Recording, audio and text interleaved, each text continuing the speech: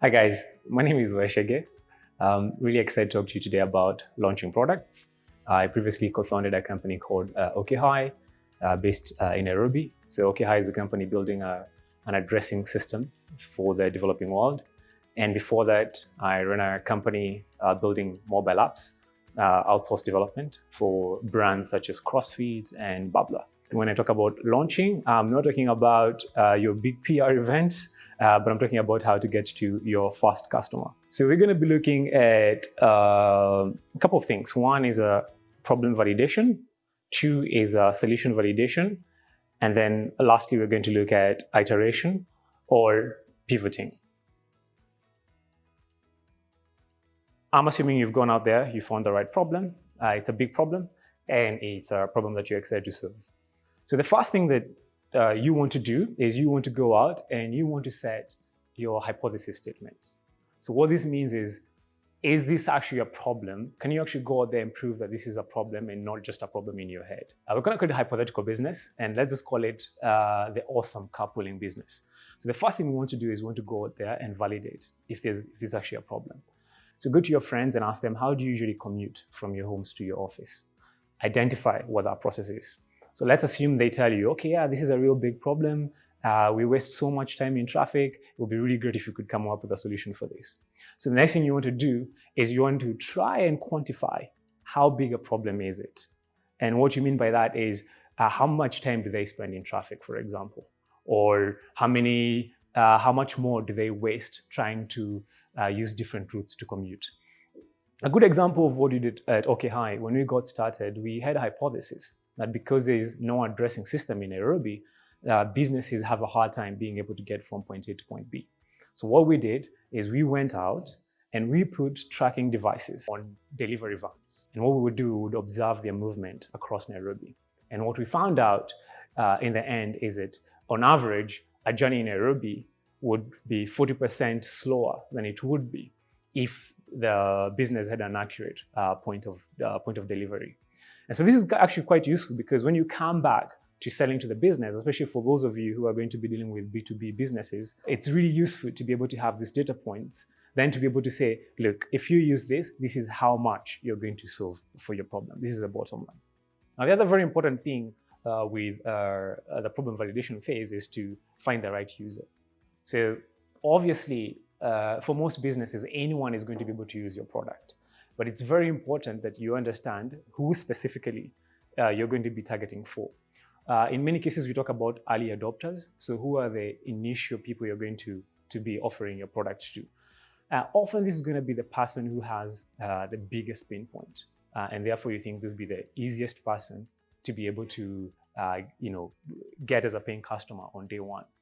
And I think an important thing to mention as you're looking at your early users, it really helps to focus. So when you're building a startup, by the nature of it, most startups are going to have multiple variables that you need to worry about. You need to worry about your product, you need to worry about how you go to market, you need to worry about people. So if you can try and constrain those variables, that really, really helps you to be able to focus. So in this case, try and narrow down the group you're going to start with. So let's come back to our awesome carpooling business. So obviously this could be used by anybody who is going to commute. But what would be useful would be if we could be able to narrow that down a bit further.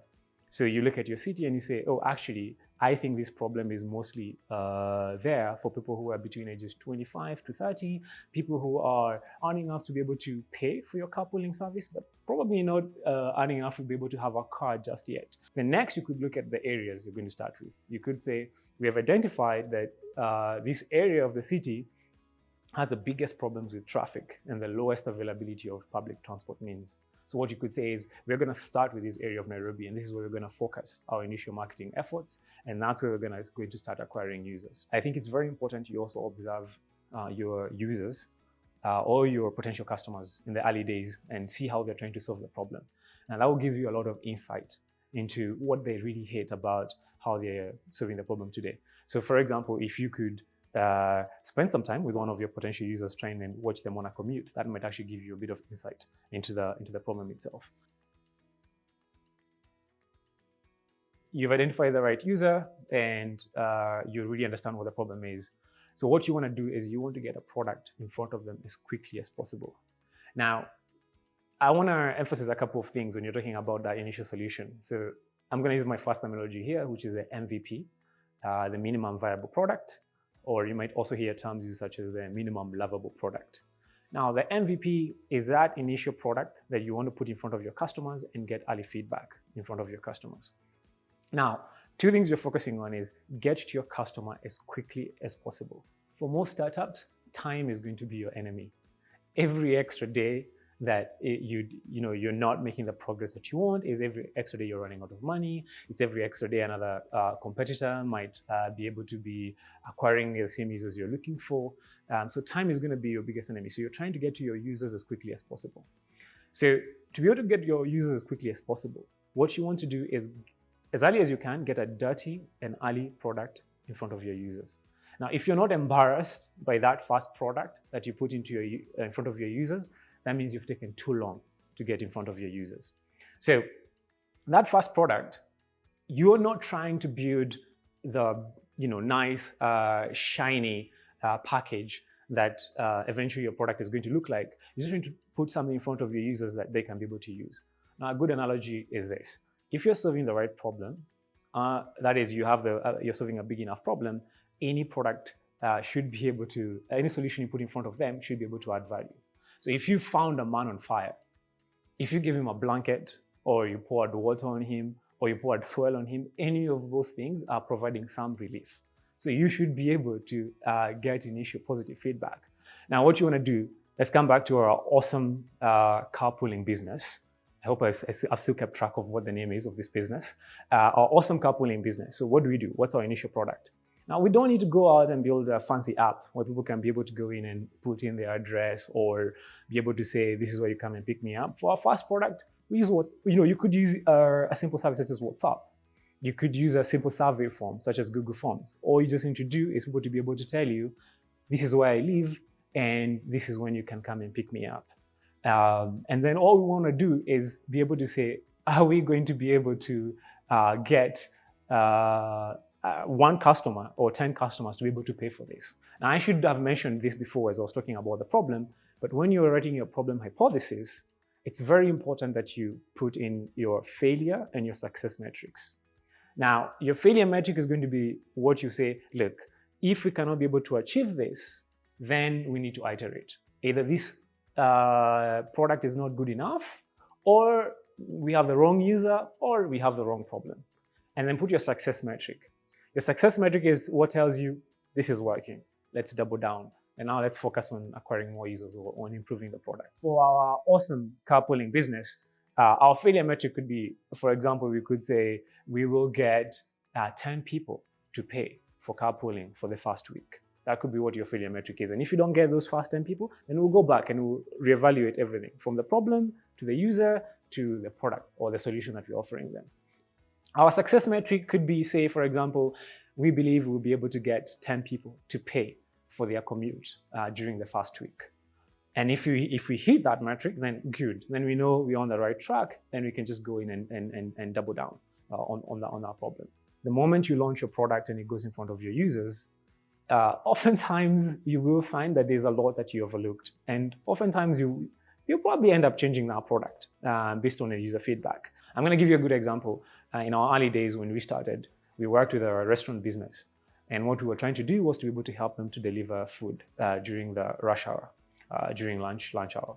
And so we built a very fancy app that would run on a laptop and would sit at the cashier's table. And as you called in, they would be able to use Google Maps to identify where you are. We'll be able to pull in a photo of the gate and then be able to do the delivery. And we were very excited about the product. And in fact, the customers themselves were very excited about the product. But as soon as we put the product in front of them, we noticed very queer behavior. As opposed to people, to the cashiers using the product to be able to put in their address, they would write down on a piece of paper. And then afterwards, they would come back to be able to write, to be able to put the data back on the app. And so this is a common occurrence. And what did we learn? What we learned is we had failed to anticipate the context. We forgot that the people who would be doing this were people who are more comfortable typing on a mobile phone rather than typing on a laptop. And secondly, when you're on the phone, it doesn't really lend very well to being able to type something on the laptop as well. And so this is going to happen a lot to you, where as soon as you launch the first product, you will observe that users are using your product either in a way you do not intend, or you will notice challenges that you did not anticipate. Another thing that we should talk about solution validation is don't get attached to that initial version of your product. Because the thing is, the moment you put this product in front of the user, chances are you will have overlooked a lot of things and the product will need to change. A good example I had is, I once went to a design workshop, and the organizer of the workshop the facilitator got us to design a wallet.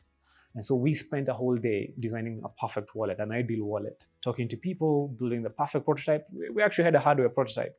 And at the end of the day, we were asked to come forward and present our products, and we're very proud of our product.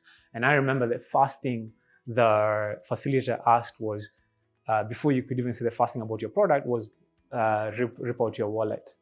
And you could see the shock on people's faces. We spent so much time building this. So the lesson we're trying to teach us is don't fall in love with your product. It's going to change. So when you have your solution in front of your users, you're looking at two things. So you're looking at one, are they using it? And two, how are they using it? And three, how often are they using it? You are monetizing the value that you're offering to your users. And the more often you can be able to offer that value to your user, then the more points you have to be able to monetize that value that you're putting in front of your user. For some business, it may be good enough that your user uses your product once a day. And to be honest, for most product, if you're really solving the right problem for your user, you should be able to see your user coming back more than once a month. I think it's going to be very rare cases where you're not seeing your user coming back more than once a month. Say for example, for our awesome carpooling business, as soon as we went out, we got the 10 users on the first day, and then we only got 5 users on the second day. So what we would do is we want to talk to the users and understand why did they not come back on the second day. And people might tell us we didn't come back on the second day because the process of picking us, you guys were too late coming to my house to pick me up. So that would be something we would be able to iterate on. So that's going to be the operational side. We're going to iterate on the time of picking someone up.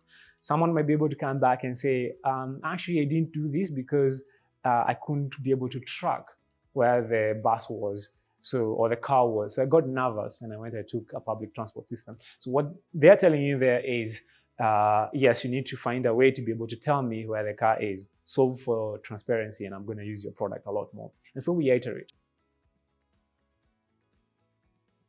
Now, pivoting is when you have to change something radical within your business because of the user feedback. Maybe you're struggling with acquiring your users, or your users are not being retained. That means they use the product once and they're not coming back.